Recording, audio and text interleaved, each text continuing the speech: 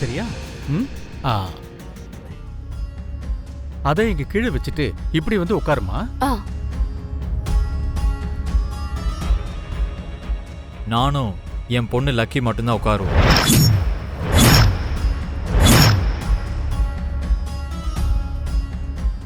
இது குடும்பத்தோட உட்கார்ந்து செய்ய வேண்டிய ஹோமம்பா. அம்மா அரவிந்தா, நீ மித்ரா கிட்ட சொல்லலையா? யாரு சொன்னாலும் இவ பக்கத்துல நான் உட்கார மாட்டேன். பூஜை பொருட்களை கொண்டு வந்தது லட்சுமி தானே மித்ரா. ஹோமத்துல அவதாண்டா உட்காரணும். என்னத்தை கொண்டு வந்த அவ? கீழே இருந்து கஷ்டப்பட்டு நான் தான் கொண்டு வந்தேன். என் கை நழுவி கீழே விடும்போது கீழே விடாம அவ புடிச்சுக்கிட்டா.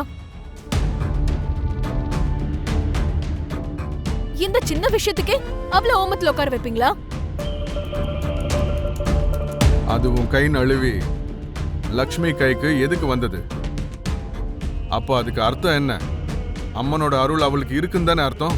அவ அதை பிடிச்சதுனால அந்த அம்மனுடைய அருள் அவளுக்கு இருக்குன்னு ஒத்துக்கணுமா? மனுஷாவால அந்த பூஜை பொருட்களை ஏன் மேல வரைக்கும் கொண்டு வர முடியல? விடுங்க அத்தை, ஓமம் நடக்கிறது தான் முக்கியம். அவங்களே இருந்து பண்ணட்டும். அவரு பக்கத்துல நீதாமா இருக்கணும். அவ இருந்தானா நான் பூஜை செய்ய மாட்டேன். கை எடுத்து கும்பிடுறேன்டா.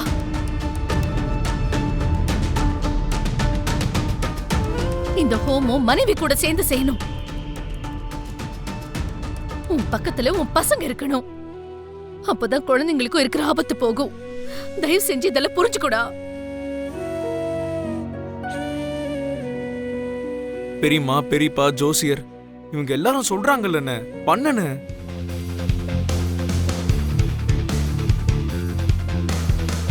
ப்ளீஸ் பண்ணுங்க மாமா. பண்ணுங்கப்பா.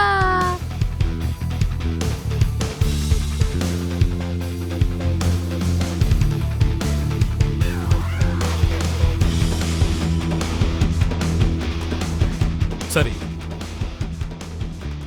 மனைவி கூட உட்காந்து தான் பூஜை பண்ணணுங்கிறதுனால என் பக்கத்துல மனிஷா உட்காருவோம்.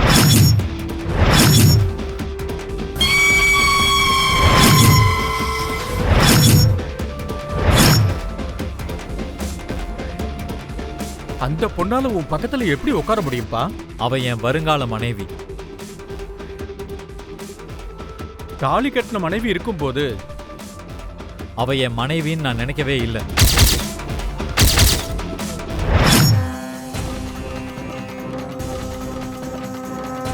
உனக்கு கல்யாணமானது லட்சுமி கூட மித்ரா. ஆனா என் மனசு இப்ப மனிஷா கிட்ட இருக்கு.